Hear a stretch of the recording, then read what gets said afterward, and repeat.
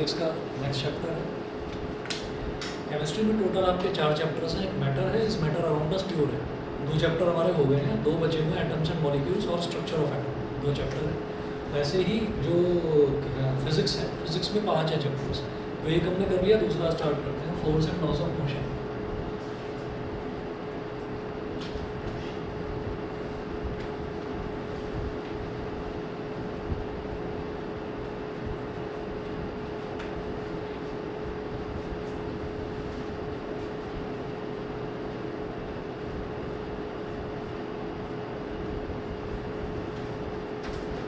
Force and loss of motion.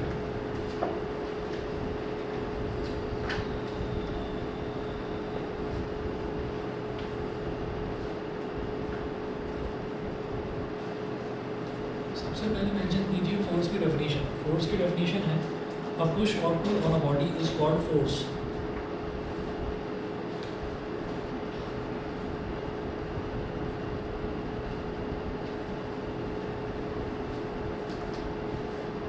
A push or pull on a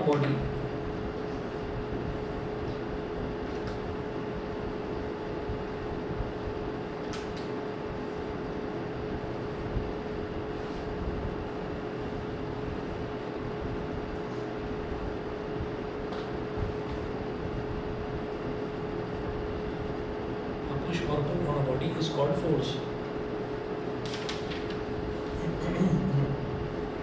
Then next लिखेंगे effects of force.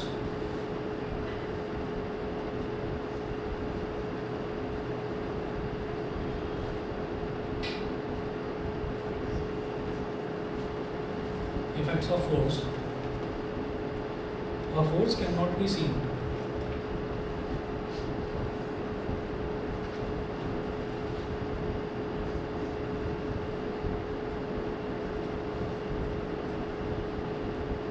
A force cannot be seen. Full stop. A force can be judged only by the effects. A force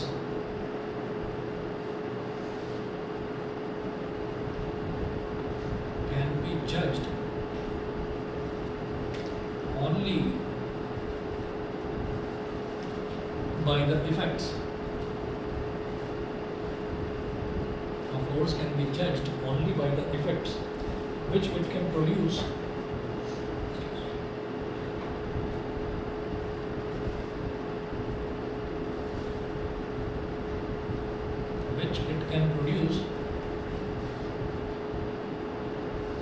in various bodies or objects around us.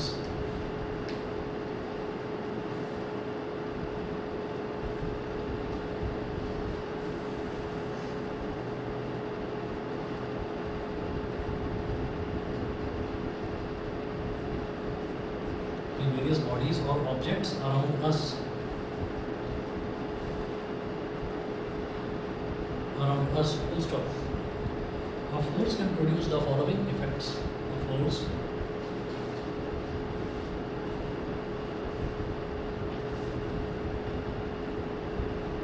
can produce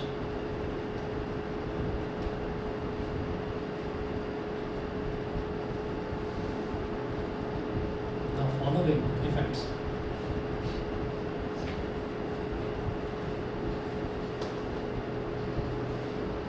A force can produce the following effects. First है, a force can move a stationary body.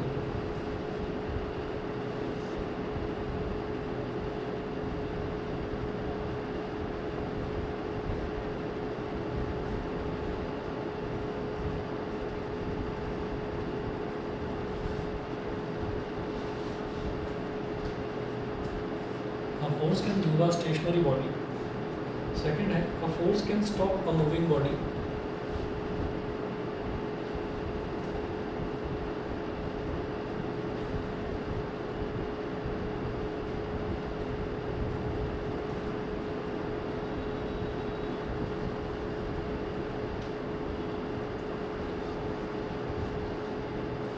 A force can move a stationary body. Second, a force can stop a moving body. Third है, a force can change the speed of a moving body.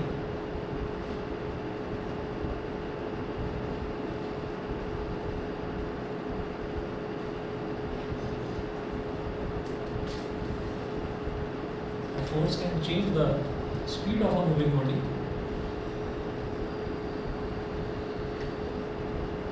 Change the speed of a moving body.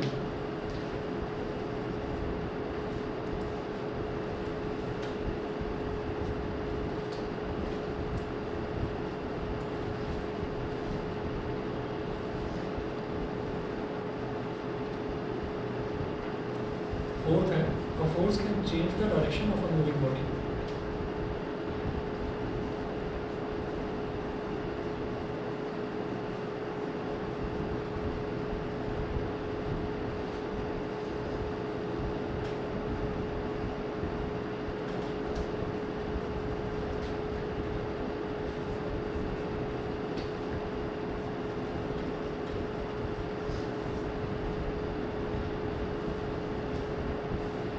Change the direction of a moving body.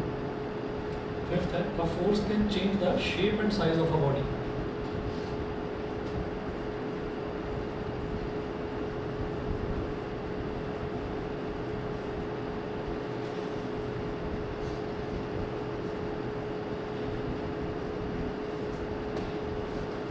Shape and size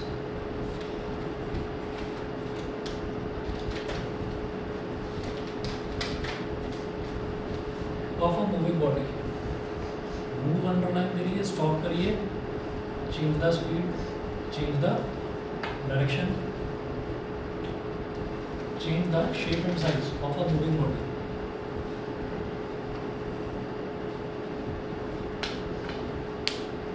ठीक है, देखिएगा अब हम ये कहेंगे कि force का क्या क्या इफेक्ट हो सकता है। तो फोर्स का पहला इफेक्ट है, force can move a stationary body. कोई बॉडी स्टेशनरी है, पड़ी हुई है ज़मीन पर ऐसे ही, और हमने बैट से आके उसको बॉल को हिट कर दिया, तो वो चुपचाप स्टेशनरी पड़ी हुई थी और हमने उसको हिट करके मूव कराना शुरू कर दिया, तो हमने फोर्स लगाई तभी तो उसने मूव करना शुरू करा। पहला इफेक्ट फोर्स का ये हुआ। दूसरा फोर्स का इफेक्ट, फोर्स का असर क्या होगा, a force can stop a moving body. एक बॉल चलती हुई आ रही थी, हमने हाथ लगा के उसको पकड़ लिया और रोक दिया, तो इसका मतलब क्या है कि हमने जो फोर्स लगाई उस फोर्स की वजह से हमने एक चलती हुई बॉडी को रोक दिया, स्टॉप कर दिया। थर्ड है, a force can change the speed of a moving body. एक फोर्स एक मूविंग बॉडी की स्पीड को चेंज कर सकता है। एक बॉल बड़ी धीरे धीरे धीरे धीरे लुढ़कती हुई जा रही थी, हमने जोर से बैट मार दिया उस पर, तो वो बड़ी तेज तेज तेज चलने लगी, तो उसकी जो धीमी स्पीड थी उसको हमने तेज कर दिया, तो हमने स्पीड को चेंज कर दिया।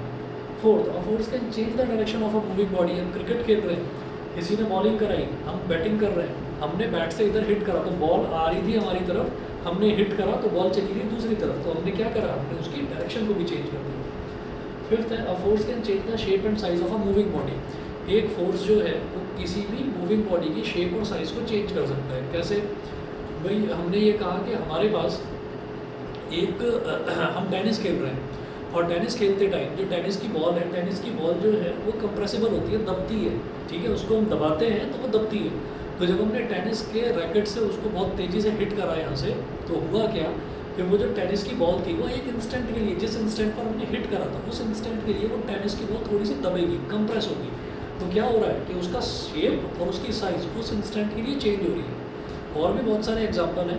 हम रोटी बनानी है हमको, हम आटा गूंद रहे हैं, तो हम आटा गूंद रहे हैं तो आटे को हमने फैला लिया काफ़ी, फिर हमने कहा कि नहीं मैं तो उस पर और फोर्स लगाऊंगा, तो मैंने इधर से और इधर से फोर्स लगाया तो वो कंप्रेस हो गया, उसका शेप और साइज फिर चेंज हो गया।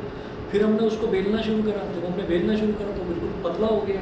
तो होता क्या है कि फोर्स लगाते हैं तो फोर्स लगाने से हम किसी ऑब्जेक्ट की शेप और साइज़ को बदल सकते हैं, ठीक है। तो ये 5 तरीके के इफेक्ट्स हैं जो एक फोर्स प्रोड्यूस करती है। उसके बाद अगला टॉपिक आप लिखेंगे balanced and unbalanced forces.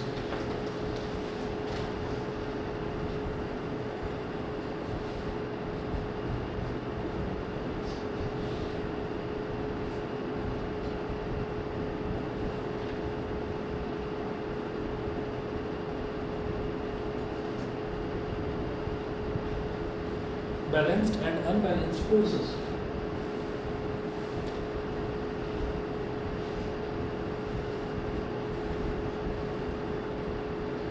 Balanced and unbalanced forces.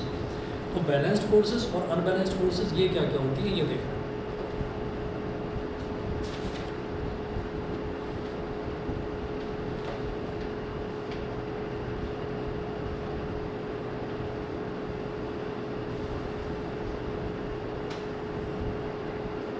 सबसे पहले लिखी थी बैलेंस्ड फोर्स। बैलेंस्ड फोर्स में लिखेंगे the resultant of all the forces acting on a body if the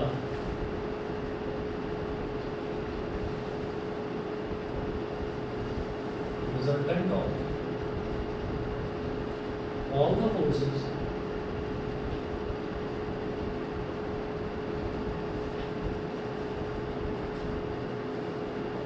if the resultant of all the forces acting on a body is zero,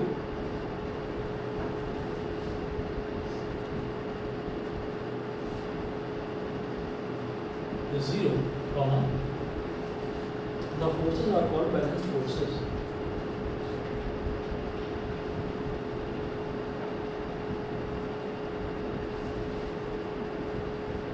Forces are called balanced forces. The forces are called balanced forces.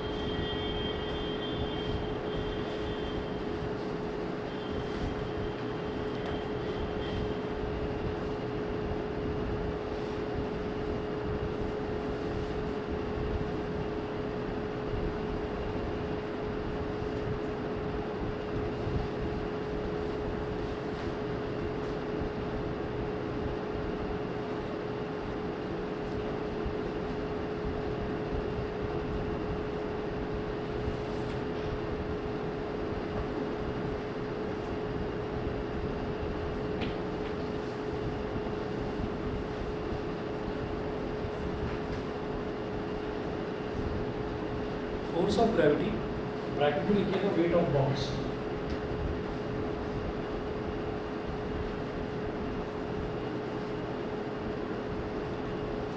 Weight of box. लिखना है force of reaction.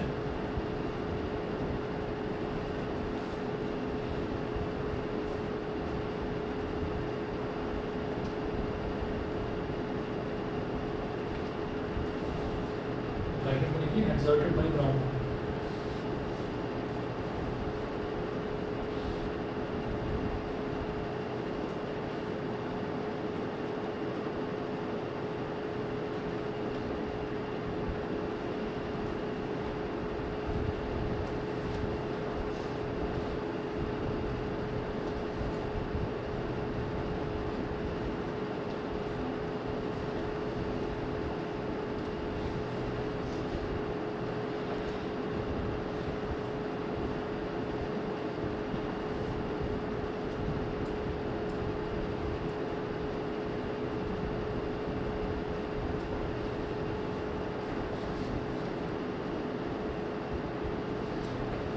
ठीक है, देखिएगा यहाँ पर कभी भी हमने ये कहा बैलेंस फोर्सेस का मतलब क्या है कि हमने फोर्स लगा दी किसी भी ऑब्जेक्ट पर, हमने तरह तरह के फोर्स लगा दी और फोर्सेस लगाने के बाद वो जो ऑब्जेक्ट है वो मूव नहीं करता है, तो हम ये कहेंगे कि फोर्सेस जो है वो बैलेंस्ड है। फोर्सेस ने एक दूसरे को बैलेंस कर दिया है, ऐसा बैलेंस करा है कि फोर्स लगाने के बावजूद भी ना तो उसकी शेप चेंज होती है, ना उसकी डायरेक्शन चेंज होती है, ना स्पीड चेंज होती है, ना वो चलता हुआ रुक जाता है, ना वो रुका हुआ चलने लगता है। तो ऐसा कुछ भी नहीं हो रहा है, जैसा है वैसा ही बना रहता है। ऐसा आप सोचिएगा किस तरीके से कि हैवी बॉक्स है जो कि रखा हुआ है एक जगह पर, वो मूव नहीं कर रहा है। कैसे? हमने ये कहा कि जब भी कोई चीज़ रखी हुई है, एक जगह पर रखी हुई है, तो हम ये कहेंगे कि कोई चीज़ अगर रखी हुई है, ज़मीन पर रखी हुई है, तो वो ज़मीन पर अपने वजन के बराबर फोर्स लगा रही है। अब एक चीज़ आपको याद रखनी है कि जो वेट होता है ना, वेट में और मास में एक डिफरेंस होता है। जैसे हम ये कहें कि हमारा वेट कितना है, तो हम ये कहें कि हमारा वेट है 70 किलोग्राम या 60 किलोग्राम, अपना वेट बता देते हैं।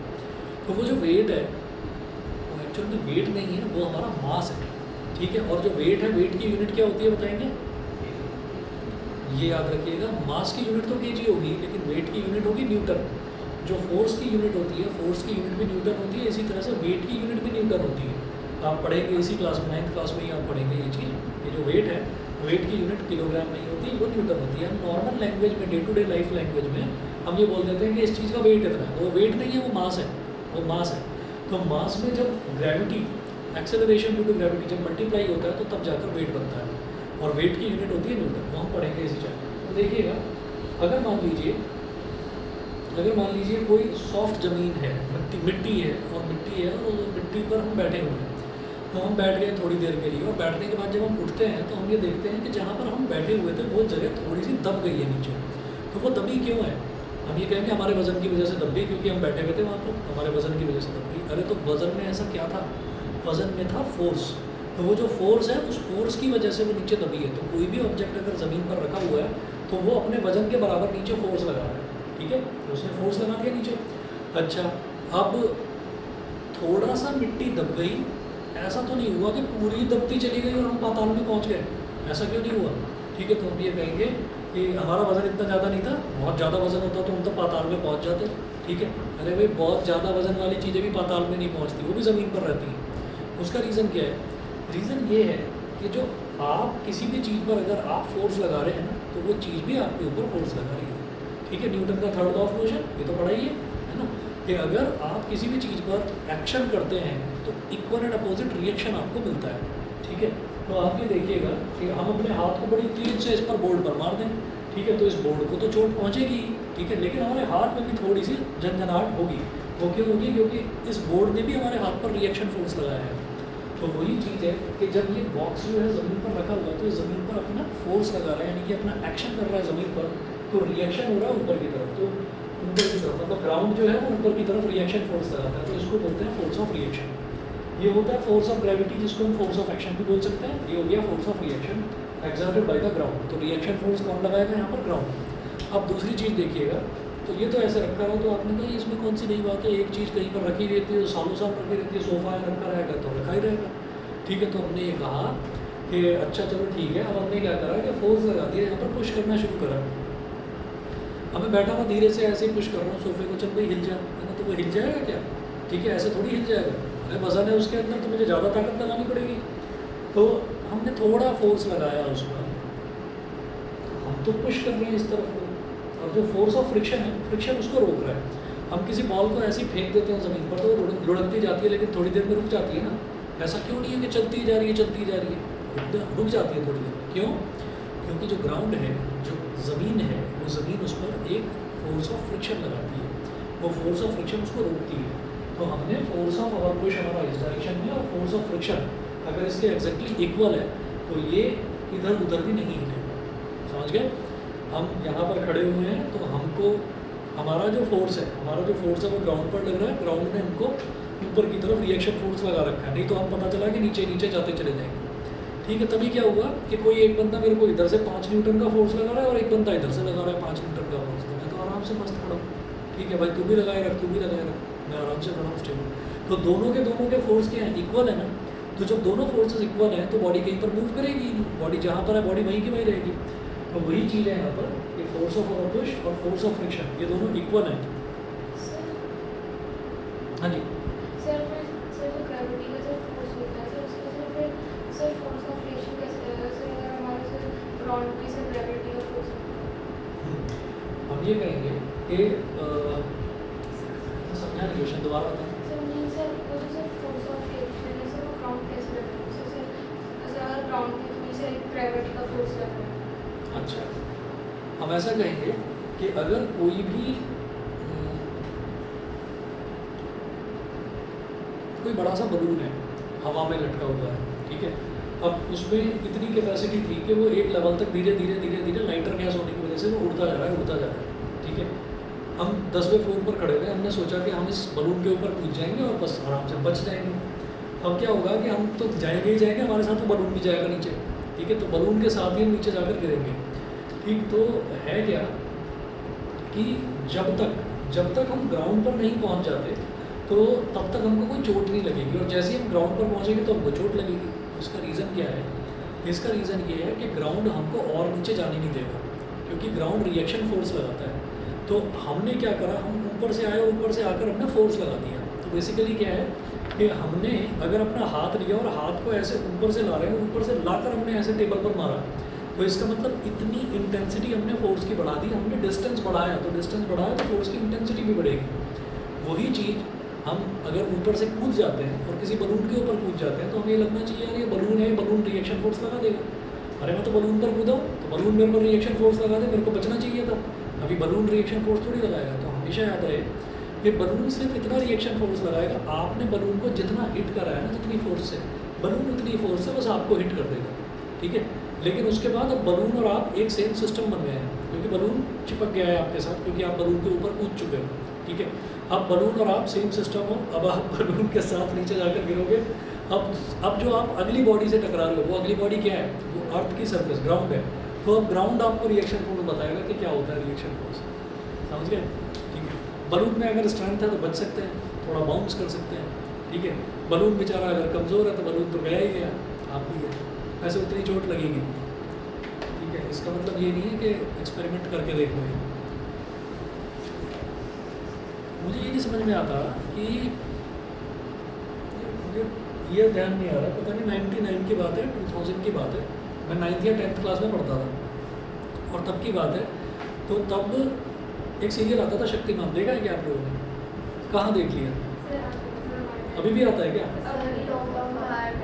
हाँ, लॉकडाउन में सारे पुराने थके हुए सीरियल। हाँ, तो उसमें वो दिखाते थे वो शक्तिमान, वो गंगाधर है, उसके दांत बाहर को निकले हुए हैं, वो एक प्रेस में काम करता है, और जैसे ही कहीं पर कुछ जुल्म होता है, चोरी होती है, डकैती होती है, कहीं पर कुछ भी है ना, तो वो एकदम घूमता है, घूम कर वो शक्तिमान बन जाता है। लाल रंग के कपड़े, बीच में एक चक्र सा बना रहता है उसमें, ठीक है, ऐसे खड़ा हो जाता है, पागल सा लगता है। तो वो ऐसे घूमते रहते हैं ऐसे बेवकूफ़ों की तरह, और फिर आकर ज्ञान देने लगता है, कुछ समझाने लगता है। तो पीछे म्यूज़िक चलता रहता है, शक्तिमान ऐसे करके बस म्यूज़िक चलता है। तो वो जो वो एक चीज़ थी, वो सारे बच्चे देखते थे। सैटरडे को कभी कभी, आई थिंक सैटरडे या संडे को आता था, या सिर्फ संडे को आता था, तो वो सारे बच्चे देखते थे, मैं भी देखता था। अब फिर न्यूज़पेपर में खबरें आती थी कि शक्तिमान को कॉपी करता हुआ एक लड़के की डेथ हो गई, शक्तिमान को कॉपी करते हुए एक बच्चा और मर गया। तो मतलब बच्चे मर जाते थे। वो कैसे मर जाते थे कि जी छत से कूद गया, कि मैं गोल गोल घूमूंगा तो गोल गोल घूम कर मैं शक्तिमान बन जाऊँगा। शक्तिमान बनने का यही तरीका है बस। कुछ एक ने तो ड्रेस भी, मार्केट में ड्रेस मिलनी शुरू हो गई थी वही, जैसे नीचे पैंट है और पैंट के ऊपर चड्डी है, ठीक है, उस तरीके की ड्रेस थी वो, अजीब सी, उस पर सामने में चक्र बना हुआ है, तो वो पहन कर भी कई बच्चे घूमते थे।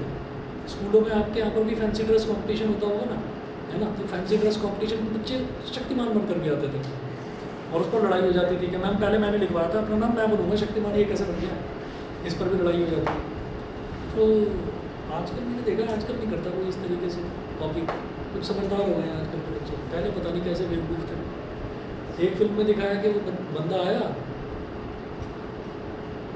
कौन सी फिल्म थी, नाम ध्यान नहीं आ रहा, अक्षय कुमार था उसमें, वो गुंडे भाग रहे होते हैं उसके पीछे, जान बचाकर भागता है, अपनी कहीं पर छतरी लगी होती है, छतरी लेकर कूद जाता है ऊपर से, है ना, और फिर ऐसे फ्लोट करके आ रहा है नीचे आराम से, ठीक है। तो ऐसे छतरी लेकर कोई कूद गया, कुछ छतरी मुड़ गई, है ना, उसके पैर टूट गए दोनों, प्लास्टर लगा कर बैठा हुआ है, 2 महीने के लिए गया बेड पर। तो पता नहीं कैसी कैसी उल्टी सीधी हरकतें पहले टीवी पर आती थी, बच्चे कॉपी भी कर लेते थे उसे। तो भाई कोई भी चीज़ जो है ऐसे कॉपी मत कर लेना। आज मैं 10th वालों को भी यही बता रहा था कि हम एसिड बेस सॉल्ट पढ़ रहे थे, एक चैप्टर है एसिड्स बेसिस एंड सॉल्ट्स, तो उसमें एसिड की ये प्रॉपर्टी होती है कि एसिड अगर कहीं टच हो जाए कपड़े पर, स्किन पर, कहीं पर भी, तो वो उसको जला देता है। तो अगर किसी के ऊपर एसिड गिर गया तो क्या फिर वो ख़त्म ही हो जाएगा, जलता ही चला जाएगा, रुकेगा ही नहीं। तो ये होता है कि ऐसी तो बहुत सारी कंपनीज़ हैं, बहुत सारी इंडस्ट्रीज़ हैं जहाँ पर एसिड से ही काम होता है। तो अगर कहीं पर एसिड गिर जाता है तो उसके ऊपर एक दूसरा सब्सटेंस होता है, बेस कहते हैं उसको। अगर आपके हाथ पर भी एसिड गिर गया तो उस पर बेस डाल देते हैं, तो वो एसिड के इफेक्ट को तुरंत खत्म कर देता है, तो हाथ जलता नहीं है। तो मैं वहाँ पर भी यही समझा रहा था कि इस प्रैक्टिकल को करके मत देख लेना कि पहले एसिड डालूंगा, उसके ऊपर बेस डाल दूँगा, है ना, और बस फिर तो मैं बच जाऊँगा। ये काम मत करना।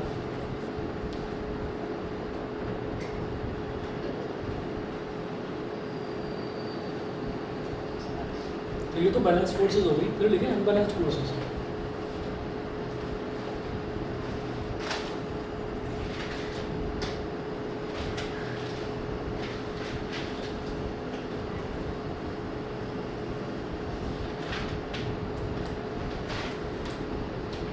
मेरा फ्रेंड था, उसको घड़ी दिलाई थी उसके पापा ने बर्थडे पर, तो तो पहले ऐसे ही होता था कि पता नहीं 50 रुपये की या 100 रुपये की घड़ी थी और उस पर लिखा हुआ था 100% वाटर प्रूफ, ये लिखा हुआ था उसमें।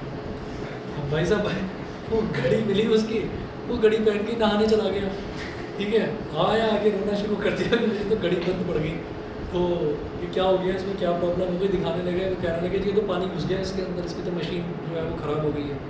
ये इस पर तो लिखा हुआ था कि 100% वाटर प्रूफ। फिर पापा ने उसकी तरफ देखा कि भैया भीगी कैसे, मैंने सोचा वाटर प्रूफ है, मैं तो नहाने चला गया। अब वो वहाँ से घर तक नहलाते हुए लेकर आए उसको, कह रहे मैं दिलाऊंगा तेरे को घड़ी। तो आजकल घड़ियाँ भी हम देख रहे हैं काफ़ी अच्छी आती हैं, सचमुच में वाटर प्रूफ होती हैं, लेकिन अगेन इसका मतलब ये नहीं है कि उसको पानी में ही लेकर डूब जाओ। सब मेरी भी घड़ी जिसमें लिखा था वाटर रेजिस्टेंट, स्विमिंग पूल में चला गया, उसके लिए खराब।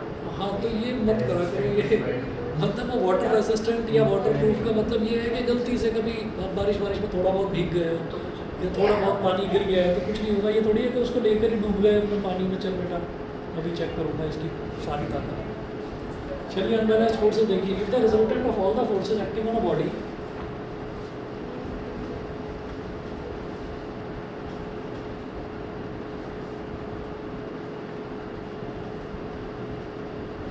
resultant of all the forces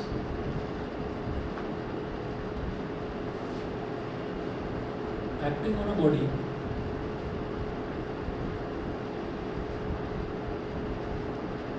is not zero.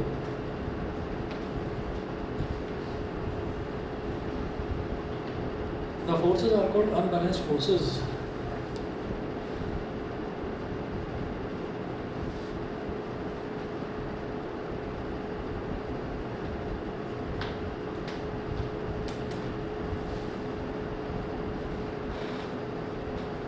Unbalanced forces.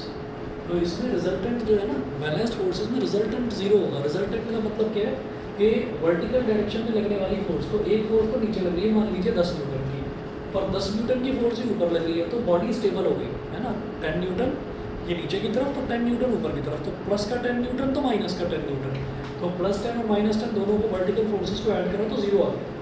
ऐसे मान लीजिए 5 न्यूटन की फोर्स इधर लग रही है और 5 न्यूटन की फोर्स इधर लग रही है, तो इधर वाले को +5 न्यूटन बोला तो इसकी डायरेक्शन चेंज है, तो इसको -5 न्यूटन बोल देंगे। दोनों को ऐड करेंगे तो +5 -5 क्या हो जाएगा, जीरो हो जाएगा।